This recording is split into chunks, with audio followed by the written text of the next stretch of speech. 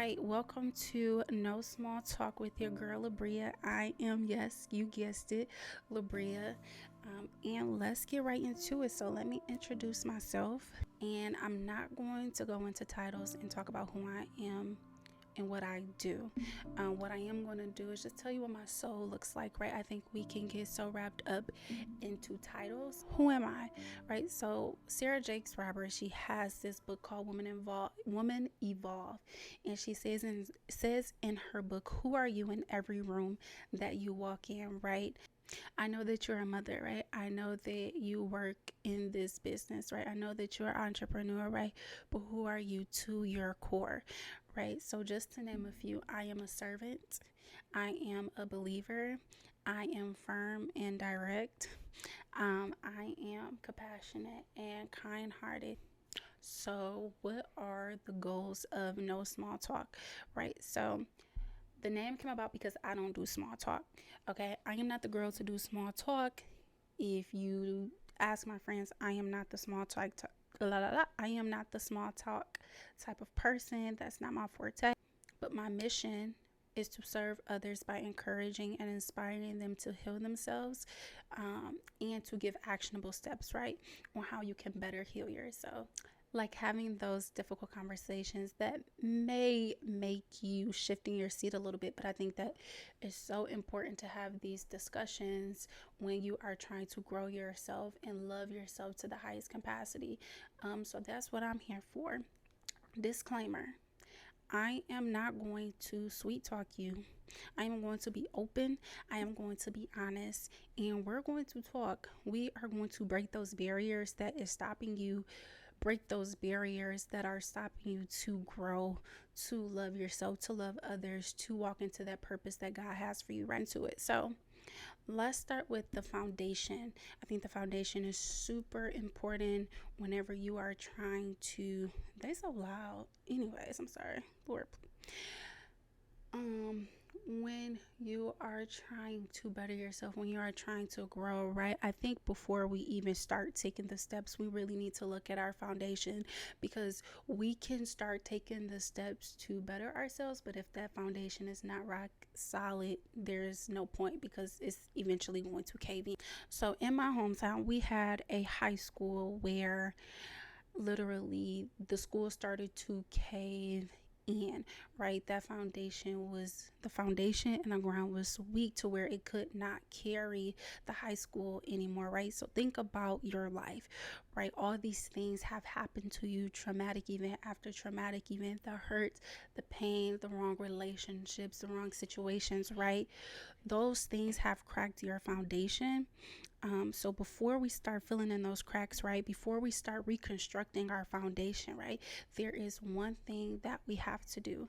We have to accept and acknowledge and accept the position that you are currently in right now.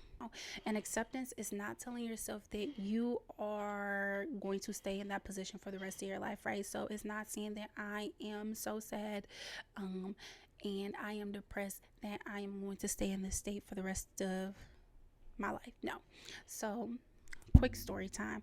I was in a relationship for 7 years, and we broke up. And during the beginning of the breakup phase, because they go in phases, okay?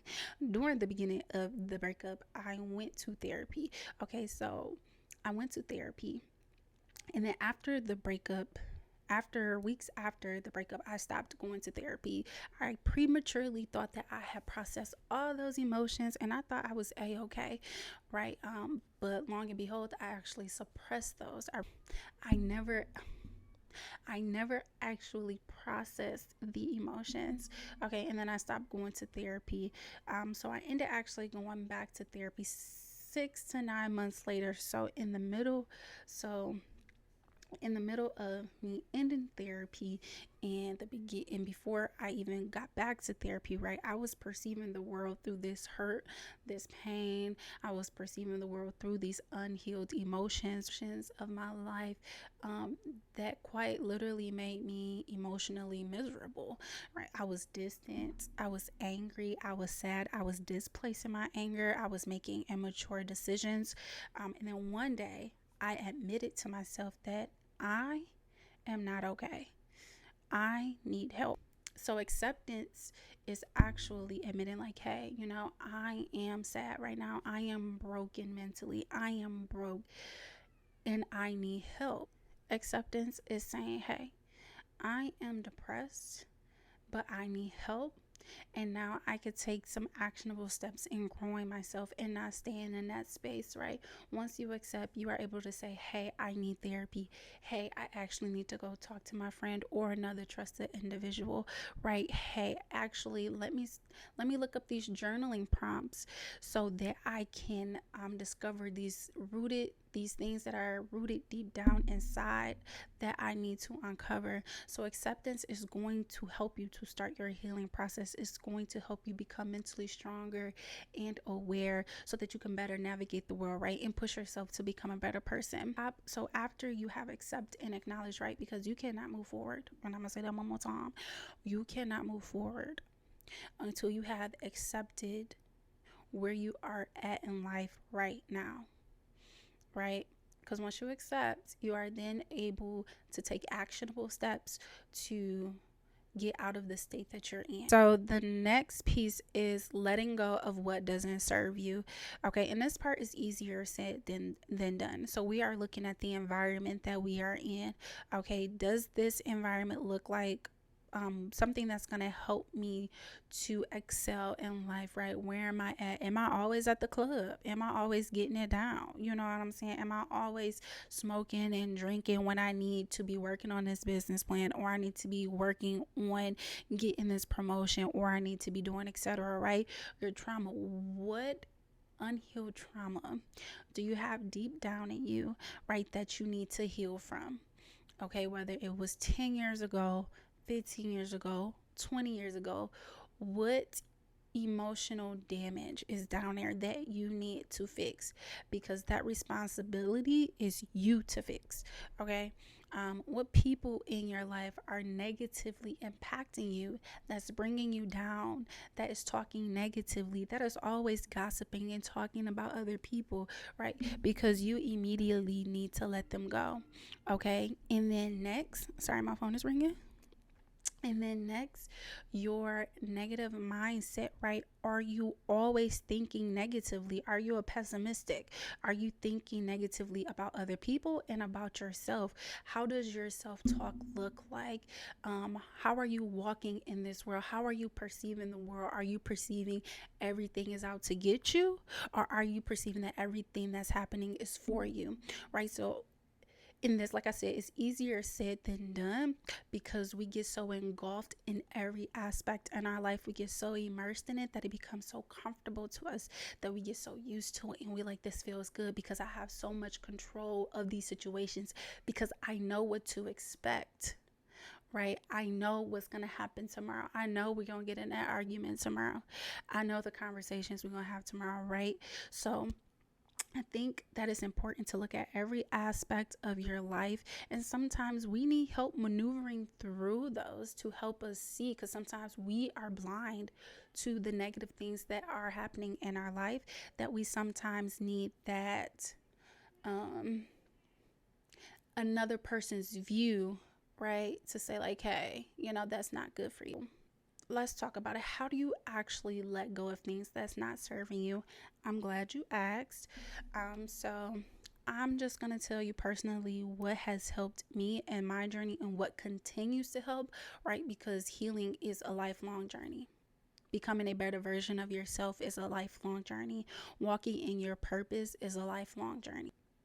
Number one is inviting God into my life, allowing God to really take the wheel, and I release control. And what does that look like, right? Everybody be like, I let God take control of my life, but what does that really look like, right?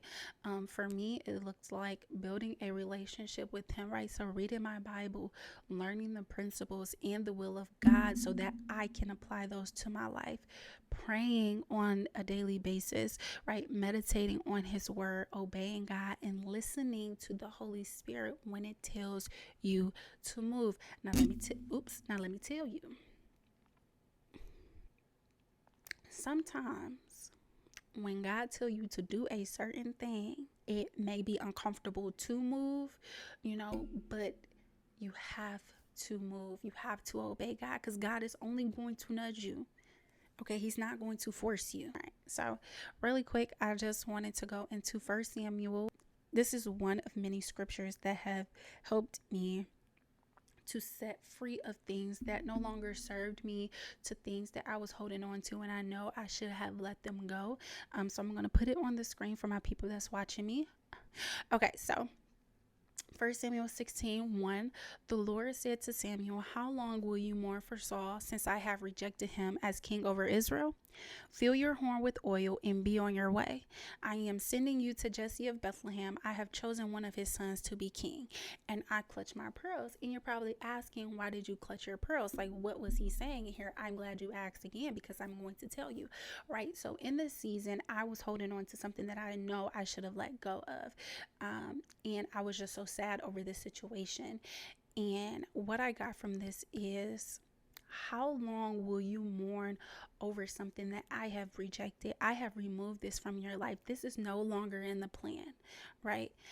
Why are you still hung up on this when I have something bigger, when I have something better, when your promise is on the other side? And you're still hung up on this little piece of the puzzle that don't even matter, right?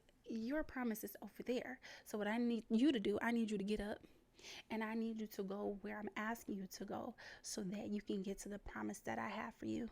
And when I said that I clutched my pearls, I sure did. And I choked, because I'm like, God, you are absolutely right. Right. So, and in this, when you build a relationship with God, you build discernment that helps you to make decisions and judgments faster, so that you don't have to be hung up on something for so long. That's what I got from that scripture. Okay. He got me together real quick. Anyways, number 2 is therapy. Having an unbiased set of eyes on your situation, I think, is amazing. And I love my friends. I do, and they love me too. But I don't dump everything on my friends, and they don't dump everything on me, and that is totally okay. That is actually normal. You know what I'm saying? There's nothing wrong with not telling your friends certain things, especially when they are deep rooted down. I think that friends shouldn't have to hold all the burdens. It's absolutely okay to talk to your friends about that. I'm not saying don't go talk to your friends, Lord. Please go talk to your friends. But there's just some things that they just don't need to hold, and that is okay. And plus, therapists, they are licensed, and they've been to school for a long time, so they have tools and resources and things like that that can help you further than what your friends and family can give you. Okay. And then number 3 is journaling. Okay, so let me tell y'all something. Journaling is my baby. Okay, I have been journaling since I have been around 10 years old. That's honestly where the traumatic events start to happen for me, and journaling was my only escape that I had at the time. It just helps to quiet my mind and to put things into perspective, as where I can't do that solely on thinking about them. I actually have to write them down, organize them, so that I can make sense of what's going on in my head. I am going to give you a prompt, because clearly journaling is my fave. I have to give you something. Also, I have to give you something that you can work on. I can't just spill all this on you, right? And I'm not giving you anything. So get your pen and paper. It's pen and paper time, or get your notes out of your iPhone, right? And I want you to write this prompt, and it is: today I choose of letting go of the things that no longer serve me. And I want you to put your top 3.